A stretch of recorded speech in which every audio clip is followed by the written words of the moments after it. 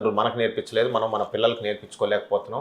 కనుక అది మళ్ళీ పునరుద్ధరణ చేసి మన చదువు వ్యవస్థను కూడా కొంత మార్పులు తీసుకొచ్చి పిల్లలందరికీ హిందుత్వం ఒక గొప్పతనం, మన ప్రాచీన సంస్కృతి ఎంత గొప్పది, దాని గురించి మన దేవుళ్ళు దేవతల గురించి వివరంగా మన పుస్తకాల్లో వస్తే తప్ప వాళ్ళు ఇటువంటి దానికి లోబడి దానికి గురై వాళ్ళు పాతాళానికి వెళ్లకుండా మనం కాపాడుకున్న వాళ్ళం అవుతామని నేను నమ్ముతున్నాను.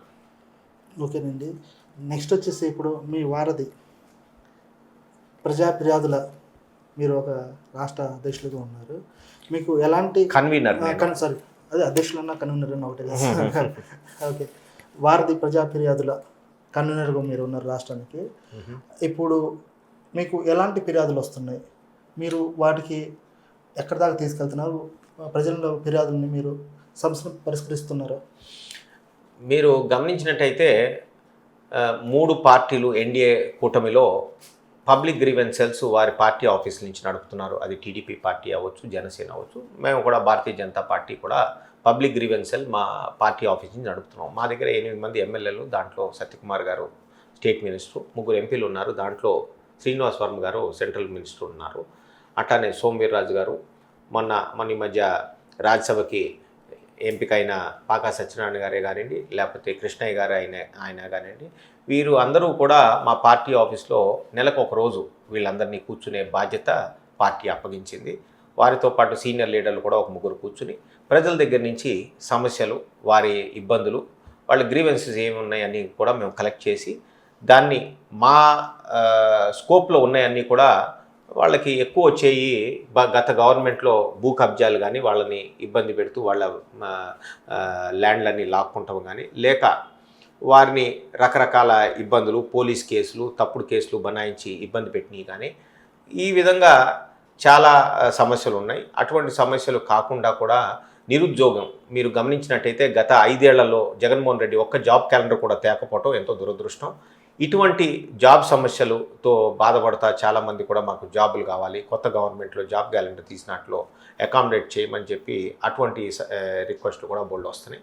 దాన్ని ఏ విధంగా మేము సాల్వ్ చేయాలో చూస్తున్నాం. అవి కాకుండా ఆరోగ్యం మీద పడుతున్న బాధలు మీరు గమనించినట్టయితే సీఎం రిలీఫ్ ఫండ్ లాంటి విషయాలే కానీ, లేక అదర్ ఇష్యూస్ ఏదైతే హెల్త్ రిలేటెడ్ ఇష్యూస్ ఉన్నాయో, హాస్పిటలైజేషన్ అయ్యి వారికి ప్రాపర్గా ట్రీట్మెంట్లు దొరకట్లేదని కానీ, ఇట్లా రకరకాల సమస్యలతో మా దగ్గరికి రావడం జరుగుతుంది. ఎందుకంటే హెల్త్ మినిస్టర్ సత్యకుమార్ గారు ఉన్నారు కనుక మా భారతీయ జనతా పార్టీలో అటువంటి సమస్యలు కూడా చాలా రావటం జరుగుతుంది.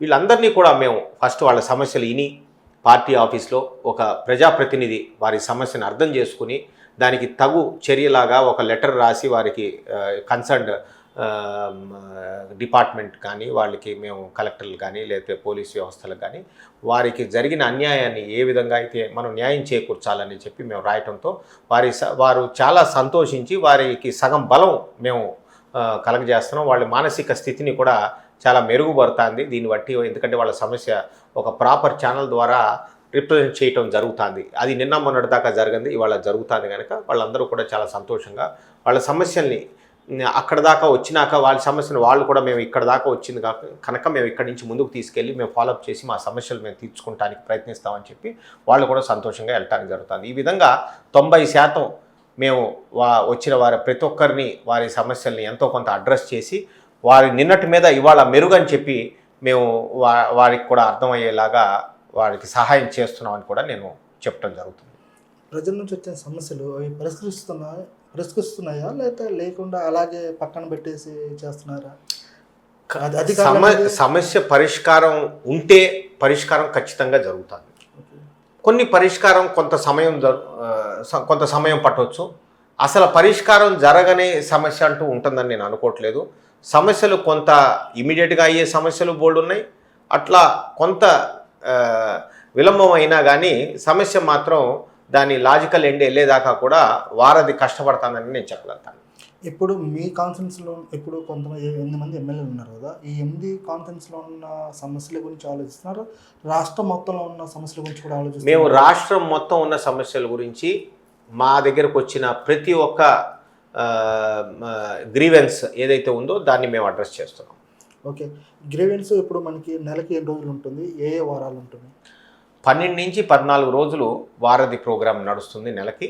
దాంట్లో మోస్ట్లీ ట్యూస్డే, వెడ్నెస్డే, థర్స్డే మాత్రమే వారానికి 3 రోజులు పెట్టాలనేది మా ఆలోచన.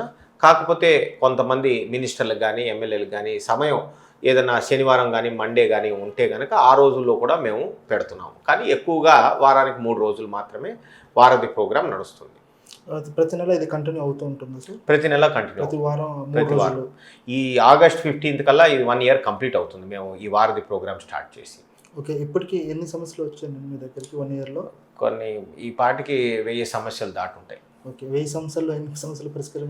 50% అయితే ఈ పాటికి పూర్తి అయిపోయినాయి. మిగతా సమస్యలన్నీ కూడా ఫాలోఅప్లో కానీ లేకపోతే దాన్ని లాజికల్ ఎండ్కి తీసుకెళ్ళటానికి దాని ప్రయత్నం కూడా జరుగుతూ ఉంది.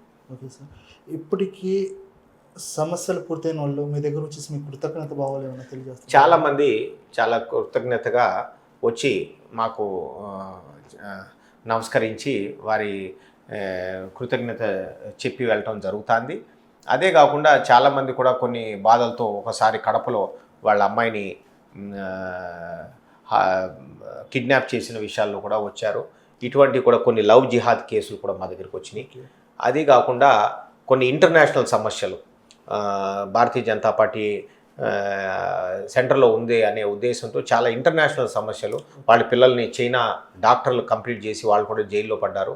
అటువంటి సమస్యలు కూడా మనకి ఎక్స్టర్నల్ అఫేర్స్ ద్వారా వారి సమస్యని తీర్చమని చెప్పి కూడా మా దగ్గరికి వచ్చారు. అట్లానే ఫారిన్ కంట్రీస్లో వాళ్ళ చిన్నపిల్లల్ని ఏదో నైబర్స్ కంప్లైంట్ ఇచ్చినంత మాత్రాన ఆ పిల్లడు ఏడుపుని 1 year పిల్లడని కూడా ఆలోచించకుండా వాళ్ళ అమ్మ నాన్ని అరెస్ట్ చేయటం, ఇటువంటి కొన్ని సమస్యల్ని మా దగ్గరికి ఇంటర్నేషనల్గా రిజాల్వ్ చేయాల్సిన సమస్యలు కూడా ఎక్స్టర్నల్ అఫేర్స్ ద్వారా మా దగ్గరికి వచ్చి మా దగ్గర అర్జీలు పెట్టుకోవటం, వారి సమస్యలు కూడా మేము అటెండ్ అవటం జరుగుతుంది. కనుక భారతీయ జనతా పార్టీ నిర్వహించే ఈ వారధి ఎంతో సక్సెస్ అని నేను ఖచ్చితంగా చెప్పగలుగుతా. మా దగ్గర చూసి కూడా తెలంగాణలో కూడా ఇటువంటి గ్రీవెన్స్ సెల్ స్టార్ట్ చేయడం జరిగింది భారతీయ జనతా పార్టీ. అందుకని మేము ఒక ఉదాహరణగా కూడా నిలుస్తున్నామని కూడా నేను చెప్పగలను. Okay sir, thank you.